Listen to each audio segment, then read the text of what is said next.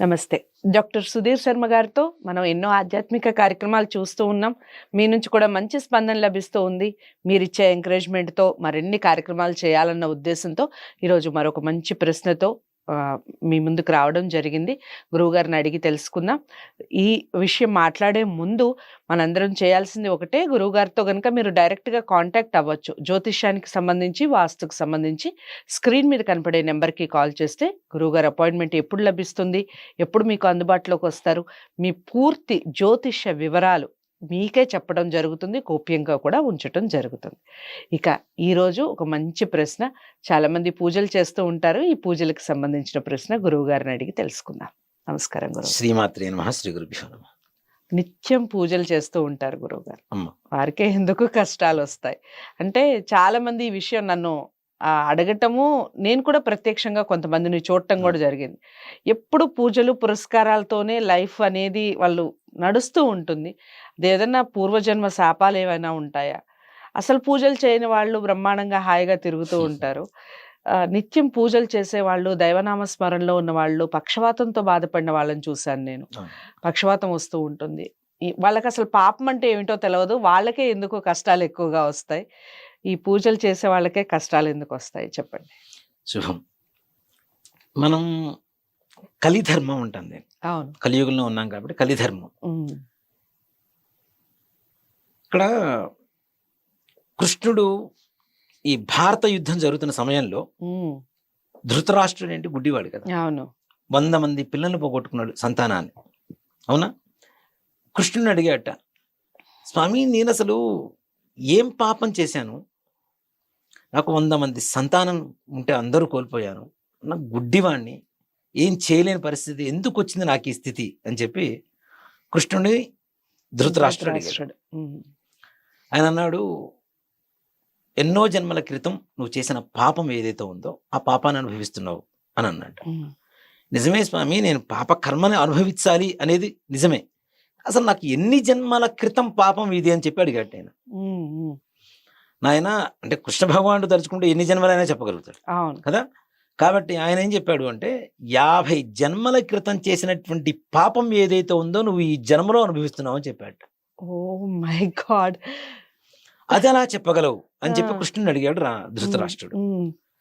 కృష్ణుడు ఏం చెప్పాడు అంటే, 50 జన్మల క్రితం ఒక జన్మ ఎత్తినప్పుడు నువ్వు ఒక చెట్టు మీద 100 పక్షులుంటే నీ పైశాచికత్వంతో ఆ చెట్టును మొత్తం నూనె పోసి తగలబెట్టేశావు, దాంట్లో 100 పక్షులు చనిపోయాయి, ఒక పక్షికి కళ్ళు పోయాయి. కాబట్టి ఈ జన్మలో నీకు కళ్ళు లేవు, పుట్టిన 100 మంది కూడా చనిపోయారు. 50 జన్మల క్రితం చేసినటువంటి పాపం 50 జన్మల తర్వాత ఆయన అనుభవిస్తున్నాడు అంటే మనమెంత చెప్పండి. అవును, నేను అదే అందాం అనుకున్నాను గురుగారు. మనమెంత చెప్పండి. అవును. సో ఇక్కడ ఏంటంటే నిజంగా పూర్వజన్మ కృత పాపం అనేది తప్పనిసరిగా ఉంటుందమ్మా. ఇప్పుడు కొంతమంది ఉన్నారు, పుట్టిన వెంటనే ఏదో మాట్లాడుతున్నారు, ఏదో చెప్తున్నారు. కొంతమంది ఉన్నారు, సంగీతం ఒక చిన్న పాపం చూశాను మొన్న ఈ మధ్య, సరిగమ అంటే ఆ వయసుకి మాటలు కూడా రావు, పుట్టిన సంవత్సరం లోపల అమ్మాయి సరిగమలు చక్కగా సరిగమలు వాడుతూ ఒక పాటను పాడుతూ ఉంది అమ్మాయి. 1 year అంటే పూర్వజన్మ సువాసన ఈ జన్మలో ఈ అమ్మాయికి వచ్చింది. అలానే మేము వేదం చదువుకునే సమయంలో మా గురువు గారి దగ్గర ఒక శిష్యుడు ఉన్నాడు మాతో పాటు. మాకందరికి 4 సంవత్సరాలు పడుతుంది ఒక స్మార్థం అనేటువంటి ఒక భాగం నేర్చుకోవడానికి. అతనికి 6 నెలలు వచ్చేసింది. నేను అడిగాను, 4 సంవత్సరాలు 6 నెలలు అయిపోయింది. పరీక్ష ఇచ్చేసాడు, మాతో పాటు సమానంగా ఎగ్జామ్ ఇచ్చేసాడు, పాస్ అయిపోయాడు. మా గురువు గారిని అడిగాను, వాడికి 6 నెలలు ఎందుకు వచ్చింది తనకి, మరి మాకెందుకు 4 సంవత్సరాలు పట్టింది అన్న. పూర్వజన్మలో నేర్చుకుని ఉండి తన్ని వాడకుండా అర్ధాంతరంగా తను మరణం పొందాడు, మరలా జన్మెత్తాడు, ఈ జన్మలో ఒక్కసారి చదువుకుంటే వచ్చేసిందిరా అని చెప్పేశాడు. ఒక్కసారి దాన్ని మననం చేసుకుంటే తనకు వచ్చేసింది. అంటే ఇది కూడా పూర్వజన్మ సుకృతం, అది పాపం కావచ్చు పుణ్యం కావచ్చు. అవునా?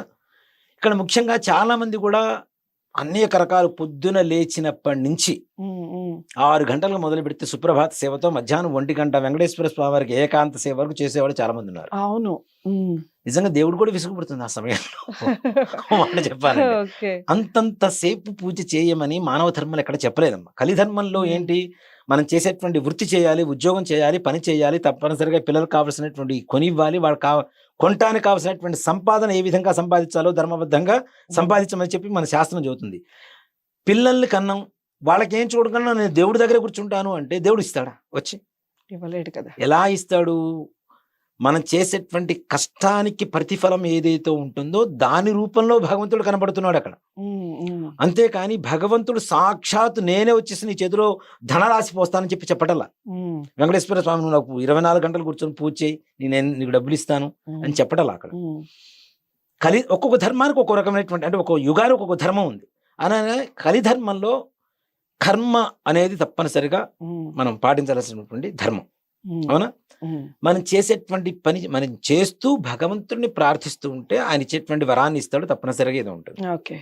మరి మేము పూజలు స్పష్టంగా మంచిగా చేస్తున్నాం, ప్రశాంతంగా చేస్తున్నాం, నిజంగా ఎవరి మనస్సు మీద వాళ్ళు చేతులు వేసుకొని చెప్పమని చెప్పండి. ఈ వీడియో చూస్తున్నటువంటి వాళ్ళు ఎంతవరకు వేరే అన్యమైనటువంటి ఆలోచనలు లేకుండా భగవంతుడి దగ్గర కేవలం భగవంతుడి మీదనే మనస్సు నిలిపి పూజ చేస్తున్నారో ఆలోచించుకోమని చెప్పండి. ఓకే. అది ఎన్ని గంటలు కాదు. భగవంతుడు ఇప్పుడు ఇన్ని లక్షల జపాలు చేయాలి, ఇన్ని కోట్ల జపాలు చేయాలని చెప్తుంటారు. ఇన్ని లక్షల కోట్ల జపాలలో కనీసం ఒక్కసారైనా మనస్ఫూర్తిగా చేస్తే అది భగవంతుడి దగ్గరికి చేరుతుంది. కాబట్టి ఇన్ని లక్షల జపం చేయమని చెబుతాం. అవునా? కనీసం ఒక్కసారైనా మనస్ఫూర్తిగా చేస్తాం, మనస్సుని దేవుడి మీద కేంద్రీకరించి. అంటే ఒక్కసారి దేవుడి దగ్గర చేరింది అంటే మన కష్టాలు తీరిపోతున్నాయి కదా. మనం చేస్తున్నది మనస్ఫూర్తిగా చేయాలి. శారీరక శుద్ధి ఓకే, స్నానం చేస్తాం, బానే ఉంది. లోపల కామక్రోధ లోభ మోహ మదమాత్సర్యాలనేటువంటి హర్షడ్వర్గాన్ని మొత్తం లోపల మనసులో పెట్టేసుకొని, పక్క వాళ్ళ మీద జలస్ పెట్టేసుకొని, ఏదో పని ఉందని ఒక టెన్షన్ పెట్టేసుకొని, పిల్లలు స్కూల్ పంపించాలి, బ్యాగులు సర్దాలని ఒక టెన్షన్ పెట్టేసుకొని, ఆఫీస్కి భర్తను పంపించాలి, బాక్స్ సర్దాలని ఒక టెన్షన్ పెట్టేసుకొని, ఇన్ని టెన్షన్ల మధ్యలో పూజలు చేయమని నేను చెప్పను. చేస్తే ఎలా ఉండాలంటే మార్నింగ్ 6 సూర్యోదయం, మనస్సు ప్రశాంతంగా, ఏ రకమైనటువంటి ఒత్తిడి లేకుండా ఉండేటువంటి సమయం. సరే, బ్రాహ్మీ ముహూర్తం అని చెప్తాం. బ్రాహ్మీ ముహూర్తం చెప్పేదే అందుకు. చూడండి, పొద్దున్నే చదివేటువంటి పిల్లలకి ఏదైతే చదువు ఉంటుందో అది గ్యారంటీ మైండ్కి ఎక్కుతుంది. పెద్దలు చెప్పిన మాట ఇది. పొద్దున్నే చదివే చదువు, రాత్రిపూట తిన్న తిండి రెండు ఒంటికి ఎక్కుతాయి. రాత్రిపూట తిన్న తర్వాత పెద్ద కష్టపడం కదా, పడుకుంటాం కదా, ఆటోమేటిక్గా బాడీలోకి మంచిగా రక్తశుద్ధిని ఇస్తుంది, రక్తాన్ని ఇస్తుంది. అట్లానే ప్రొద్దున్నే ఏ రకమైనటువంటి ఆలోచనలు ఉండవు. కాబట్టి ప్రొద్దున్నే చేసేటువంటి బ్రాహ్మీ ముహూర్తంలో చేసేటువంటి పని ఏదైతే ఉందో తప్పనిసరిగా మనస్ఫూర్తిగా మనసులోకి ఎక్కుతుంది. కాబట్టి మనం చేసేది మనస్ఫూర్తిగా చేస్తాం కాబట్టి తప్పనిసరిగా ఆ సమయంలో పూజ చేయాలి అనేది ఒక ఇది. అంతేకాకుండా దీంట్లో ఇంకోటి కూడా చెప్తాను నేను, చాలా మందికి, ఆడవాళ్ళు కావచ్చు, మగవాళ్ళు కావచ్చు, ఇంట్లో ఉండేటువంటి తల్లిదండ్రులను కష్టపెట్టి వాళ్ళని ఆ వృద్ధాశ్రమాల్లో చేర్చేసి వాళ్ళకి ఇవ్వాల్సినటువంటి కనీస మర్యాద గౌరవం ఇవ్వకుండా, వాళ్ళకి కావాల్సినటువంటి కనీస అవసరాలు తీర్చకుండా తల్లిదండ్రులను కష్టపెడుతూ మనం దేవుడికి పూజ చేస్తామంటే దేవుడు మెచ్చుకుంటాడా? మెచ్చుకోడు. దేవుడు కూడా తల్లి కొడుకే కదా. కాబట్టి భగవంతుడు అమ్మ రూపంలో మనకి ఇస్తున్నాడు. భగవంతుడు అన్ని చోట్ల ఉండలేక అమ్మనిచ్చాడని చెబుతుంటారు. అట్లా అని మరి ఆ భగత్ స్వరూపంలో ఉన్నటువంటి తల్లిని మనం కష్టపెడుతూ, తండ్రిని కష్టపెడుతూ మనం దేవుడు పూజ చేస్తామంటే ఏ రకమైనటువంటి ఉపయోగాలు లేవు. అది తల్లి కావచ్చు, తండ్రి కావచ్చు, అత్తగారు కావచ్చు, మామగారు కావచ్చు, వాళ్ళకి ఇవ్వవలసినటువంటి కనీస గౌరవాలు, కనీస అవసరాలు వాళ్ళకి తీర్చడం అనేది మానవ ధర్మం. తప్పనిసరిగా ఇవి చేస్తూ పూజ చేయండి. తప్పనిసరిగా నిజంగా. అంటే దీంట్లో కూడా చిన్న కథ చెప్తానమ్మా. చెప్పండి. భక్త పోతన రాస్తున్నారు, ఆయన భాగవతాన్ని రాస్తూ ఉన్నారు. దాంట్లో మనకి గజేంద్ర మోక్షం అనేటువంటి ఒక సబ్జెక్ట్ వస్తుంది. ఆయన శ్లోకాన్ని రాస్తూ, అన్ని శ్లోకాలు రాస్తూ ఉన్నారు. ఇదంతా కూడా భగవంతుడు ఇస్తున్నటువంటి వరప్రసాదం అనే భక్తి భావనతోనే రాస్తూ ఉన్నారు. పోతన భాగవతాన్ని రాస్తున్నారు. దాంట్లో గజేంద్ర మోక్షంలో అలవైకుంఠపురంబులో నగరిలో అనేటువంటి ఒక శ్లోకం ప్రారంభమవుతుంది. ఆమూల సౌధంబులో వచ్చేసరికి అక్కడ ఆయనకి రచన ఆగిపోతుంది. ఇదేమిటి? సరే, ఎంత ప్రయత్నించినా ఆ కావ్యం పద్యం మాత్రం పూర్తి కాదు. ఒక్కసారి బయటికి వెళ్ళొద్దాం అని చెప్పి బయటికి వెళ్ళొచ్చిన తర్వాత ఎవరికైనా స్ఫురణ అనేది కలుగుతుంటుంది తప్పనిసరి, అక్కడి నుంచి కొంచెం పక్కకి వెళ్ళిపోతే. అలా అని చెప్పి బయటికి వెళ్ళారు.